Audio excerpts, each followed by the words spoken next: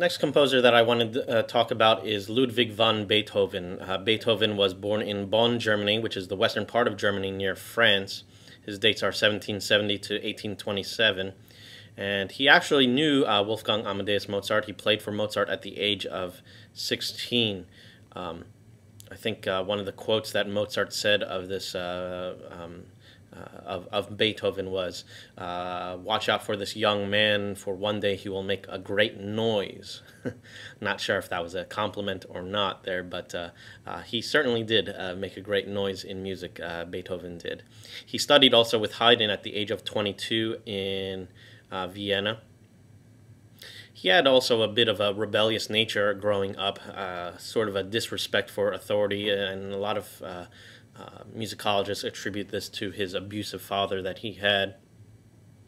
But he was very interested in politics, particularly in what was going on in France. If you think about what's going on around the age of 19, the French Revolution, of the fall of the aristocrats during the French Revolution, was very inspirational to Ludwig van Beethoven, and he hoped that almost all the monarchies across Europe would topple under democratic rule, and I actually even looked up to Napoleon for fighting off the Austrian monarchies and armies that they presented there. Before, of course, Napoleon declaring himself emperor, but that's another story altogether. As I said, he was a very successful freelance musician, much to, I think, to the benefit because of what tragically happened to Mozart. A lot of people didn't want that to happen to someone with the skills of Beethoven as well. So he made a successful living through giving concerts, lessons, and publishers paying him very well for his compositions. He began, probably what makes the legend of Beethoven so great even to this day was the loss of his hearing. You know, if you think about what's the worst thing that a musician could lose, it's probably the hearing, because music is based, of course, all around sound.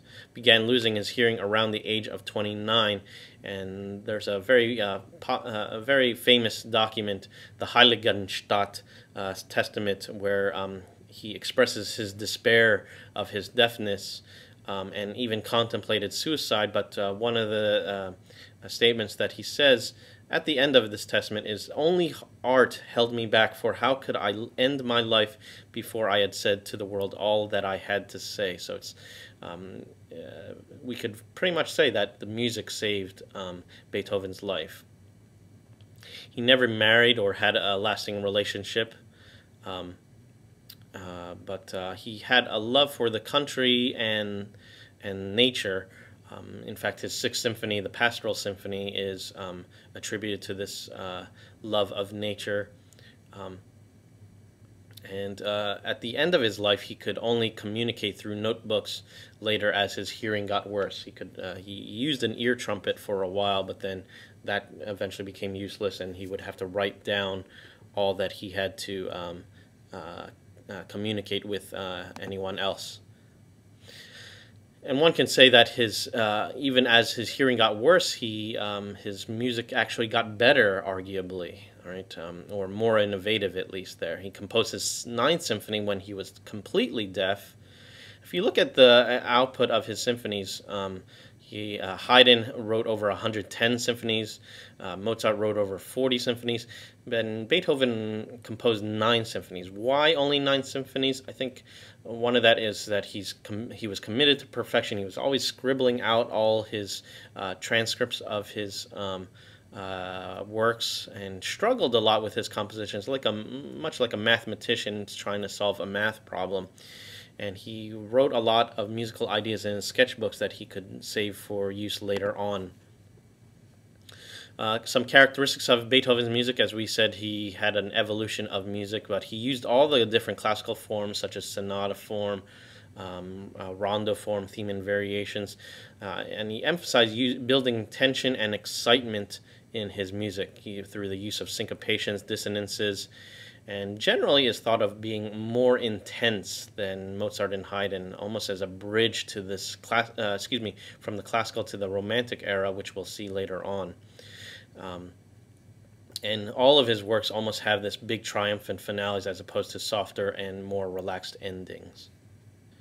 Again, don't forget to go to the Online Learning Center, go to Part 4, Chapter 12, and go through all the web exercises, read through all the web material here on Ludwig van Beethoven, and then answer all the questions and submit those to me by the deadline. The second link, of course, is very useful, and don't forget about all the hyperlinks to some of the various works, so you could get a sample of what some of his pieces are here. Like, for example, you could listen to excerpts from the Eroica Symphony.